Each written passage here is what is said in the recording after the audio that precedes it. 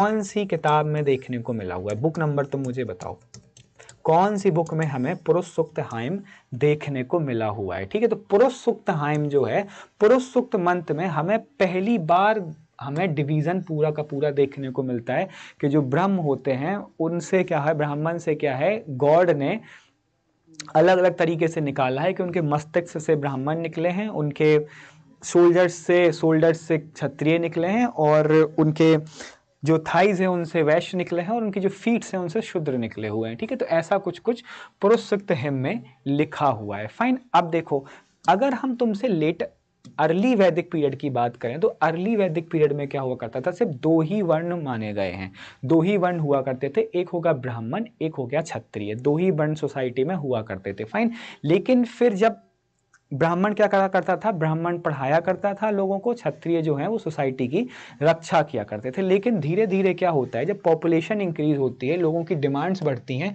तो लोगों का सामान यहाँ वहाँ पहुँचाना, लोगों को चीज़ें देना, तो वो चीज़ें जो होती हैं उनको करने के लिए एक नया वर्ण निकल के आता है जिसे हम कहते हैं वैश्य। ठीक है, तो नया वर्ण जो होता है वो वैश्य निकल के आता है। उसके बाद फिर इन तीन वर्ण की सेवा करने के लिए कुछ जो इंसान है वो आगे बढ़ के आते हैं, तो उन्हें हम कहते हैं शूद्र। वैसे अगर तुम अंबेडकर की अगर किताब पढ़ोगे तो अंबेडकर की किताब में उन्होंने भी यही चीज़ लिखी हुई है। उन्होंने एक चीज़ लिखी है कि जो पहले कभी शूद्र नाम का टर्म हुआ ही नहीं करता था, पहले कोई शूद्र नहीं हुआ करते थे।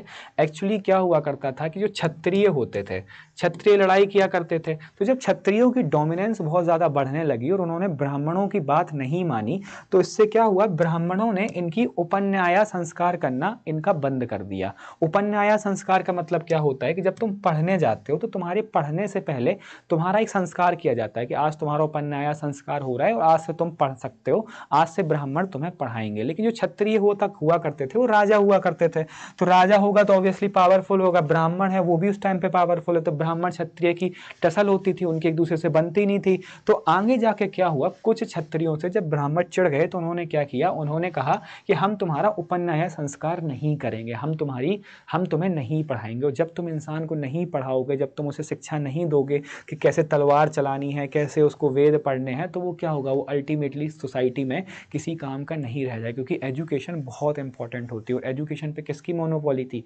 ब्राह्मण्स की मोनोपोली हुआ करती थी। तो अल्टीमेटली क्या होता है, अंबेडकर फिर यही चीज़ कहते हैं कि वो जो क्षत्रिय होते हैं फिर जब वो किसी काम के नहीं रह जाते हैं, जब उन्हें धनुर्विद्या नहीं सिखाई जा रही, उन्हें पढ़ाई नहीं सिखाई जा रही है, तो सोसाइटी में क्या करेंगे, तो वो क्या करते हैं, वो दूसरों का काम करना स्टार्ट कर देते हैं। क्योंकि अपनी लिविंग तो करनी है, अपना रहना खाना तो है ही, तो इसके लिए क्या करते हैं, वो सोसाइटी में दूसरे काम करना स्टार्ट कर देते हैं। जब दूसरे काम करते हैं, जब वो और तीन वर्णों के काम करना स्टार्ट कर देते हैं, तो उन्हें ही हम शूद्र कहने लगते हैं। तो ये जो शूद्र है ना, ये कोई नहीं है, ये क्षत्रिय ही हुआ करते थे। इवन तो महाभारत भी जब पढ़ोगे ना, तो महाभारत में भी लिखा हुआ है कि जो शूद्र हुआ करते थे वे डिस्ट्रॉयर हुआ करते थे ब्राह्मण के और क्षत्रिय के।